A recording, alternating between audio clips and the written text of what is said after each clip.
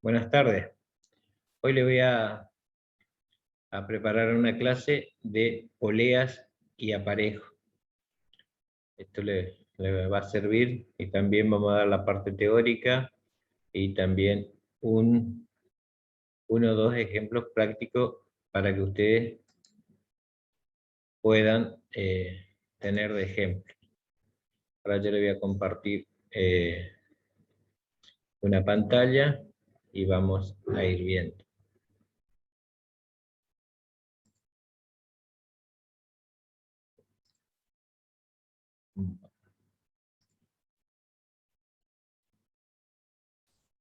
Bueno, como les decía, hoy vamos a ver poleas y aparejo. Poleas. Para comenzar a hablar sobre poleas, debemos tomar en cuenta algunas situaciones cotidianas, como por ejemplo que subir escaleras con libros, a lo mejor eso nos produce poco esfuerzo, ¿no? Pero en cambio si nos piden que subir un piano o alguna bolsa, ya se empieza a complicar y se hace un poco más difícil. Debido a esta razón, el hombre trató de desarrollar mecanismos para facilitar su tarea. Uno de los primeros trabajos, el otro día habíamos visto la palanca, y bueno, y ahora nuevamente describió un mecanismo que le ayudara en su tarea habitual y que también está un poco basado en la palanca. Y ahora veremos el funcionamiento de las poleas. La polea es una máquina simple que consiste en un disco que lleva en la periferia un canal por la que se hace pasar un cordón, cordel, soga, cadena. El eje se encuentra sostenido en una horqueta llamada armadura, mediante la cual se suspende la polea de un soporte fijo. La máquina simple así constituida se denomina polea fija. ¿Por qué polea fija? Porque el eje queda siempre en el mismo lugar. Para sostener el peso R, debemos aplicar una fuerza F, y para que la polea no rote, la suma de los momentos de la fuerza aplicada debe ser 0. O sea, si nosotros descomponemos esta polea fija, acá este sería el eje, acá tenemos el radio, y acá tenemos un radio. Recuerden que era una circunferencia del centro hasta la periferia se llama radio, y toda la de y el otro sería todo el diámetro. Pero fíjense, acá tenemos el eje en el medio, entonces el radio de esta fuerza o la distancia al punto de rotación sería R, y lo mismo esta otra. Recuerden que cuando vimos momento decíamos que momento era una fuerza por una distancia. Y acá en este caso, para que esto esté en equilibrio, este sistema esté en equilibrio, el momento de la izquierda tiene que ser igual al momento de la derecha para que esto sea en equilibrio. O sea, llevándolo en símbolo, el momento de la izquierda tiene que ser igual al momento de la derecha. Y acá ponemos el momento de la izquierda, sería R por R chiquita, tiene que ser igual a la F por F chiquita. Como las dos R son iguales, se pueden simplificar. Entonces me queda que F es igual a R.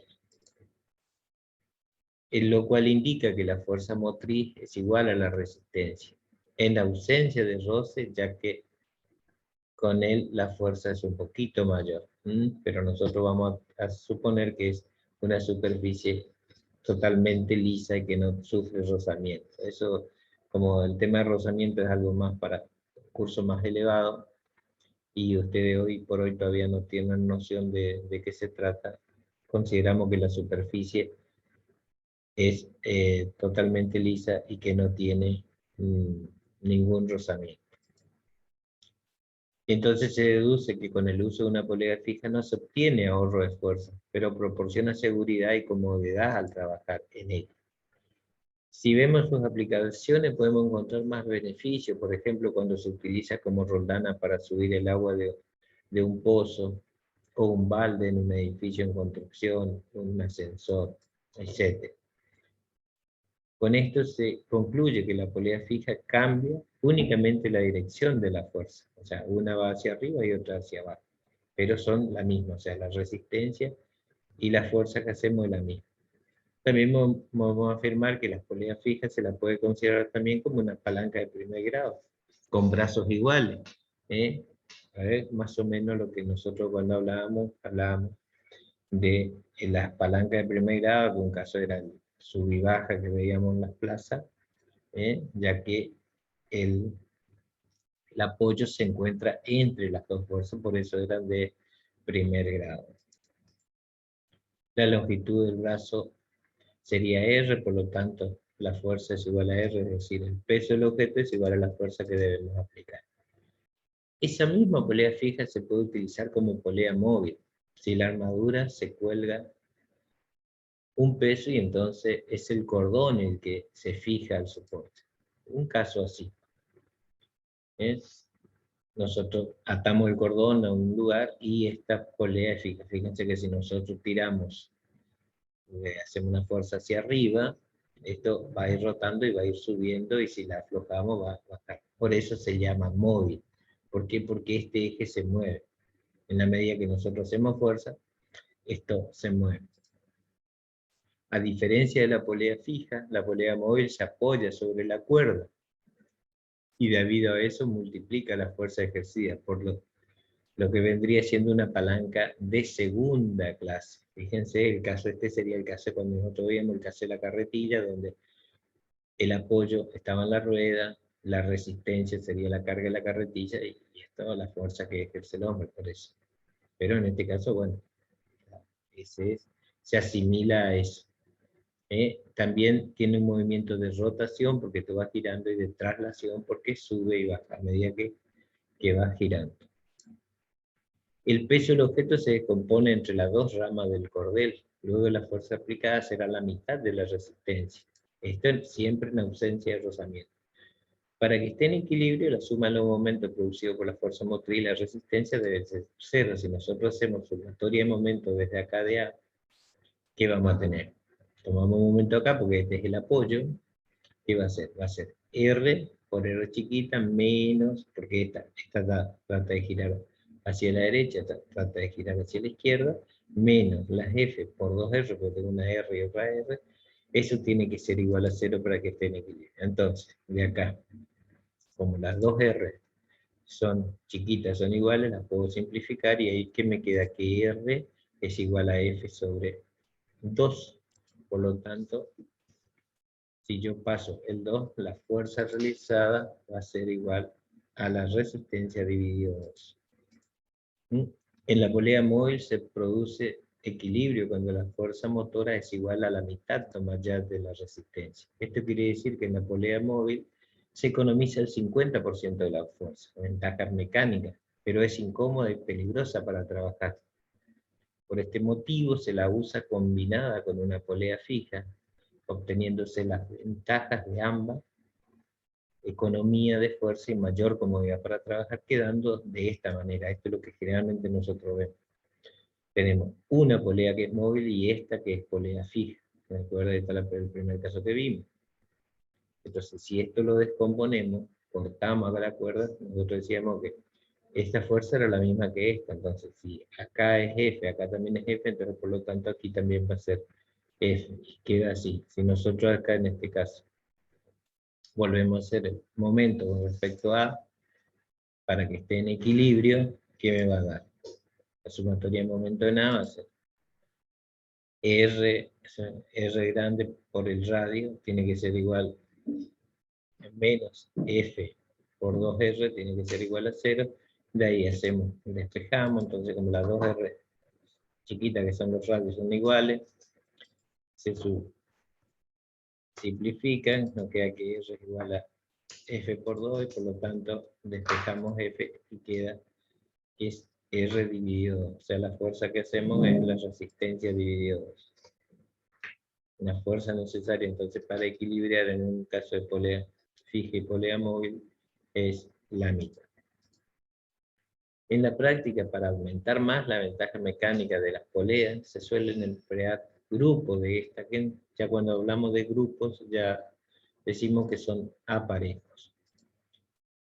Entre los aparejos son grupos de poleas móviles y fijas, y se conocen dos tipos. Uno tenemos el potencial y el otro el factorial. Se diferencia por la forma en que se los arman a cada uno de ellos. El aparejo factorial está compuesto por n poleas fijas y fijas entre sí en una misma armadura, y n poleas móviles que también están fijas en una misma armadura. Sería este un caso típico de aparejo factorial.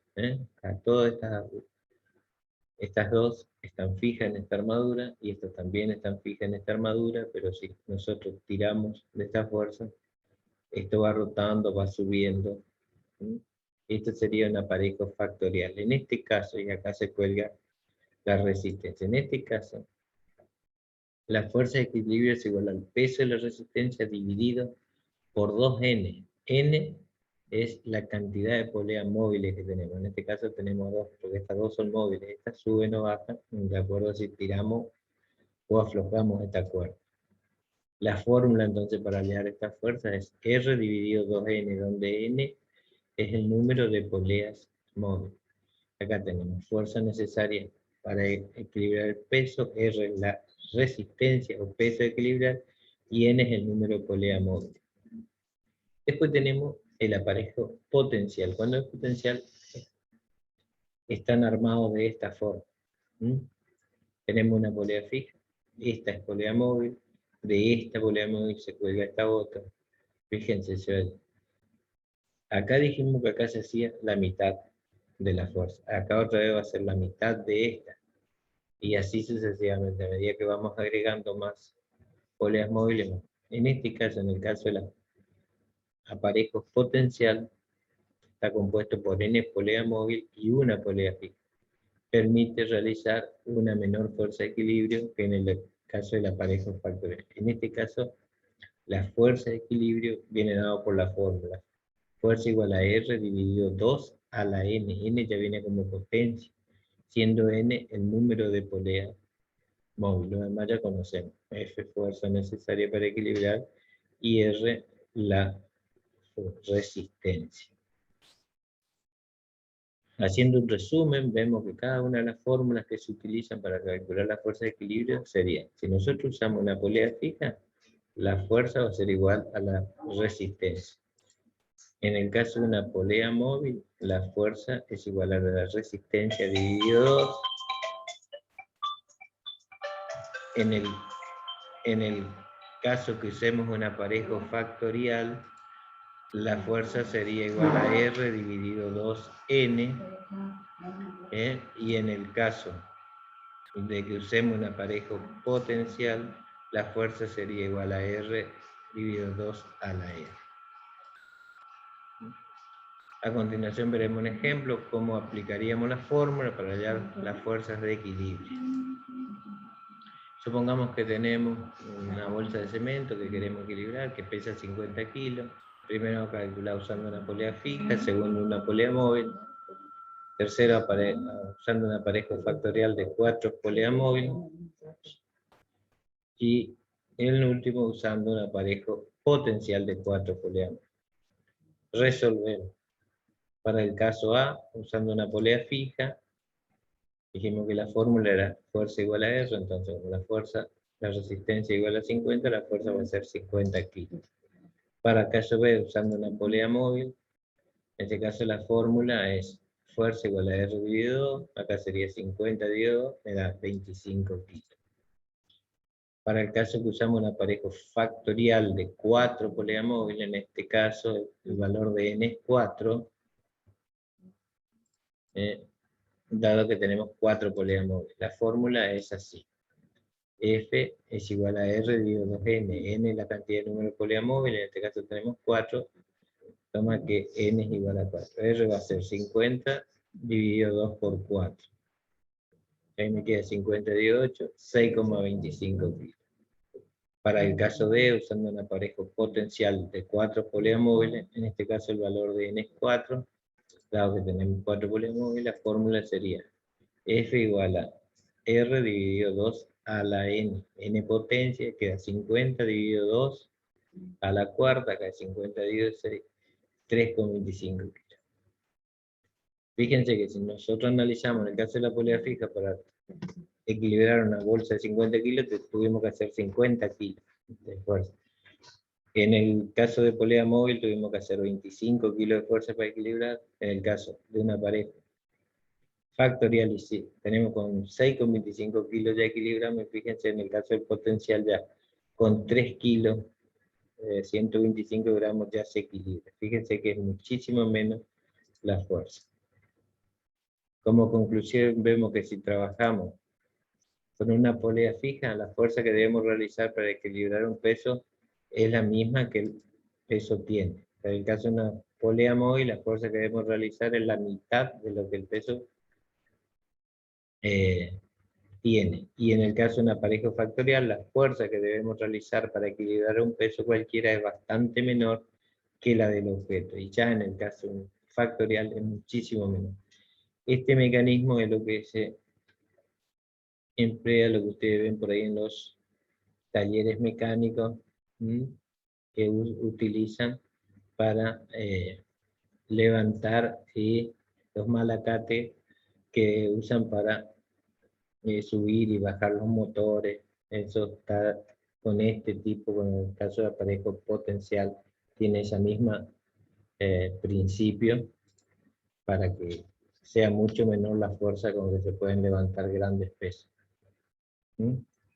Este principio es lo que se usa para fabricar los malacates, que es lo que generalmente vemos en los talleres de auto y en las grúas. Bueno, eso es todo, espero que les haya servido. Hasta la próxima clase.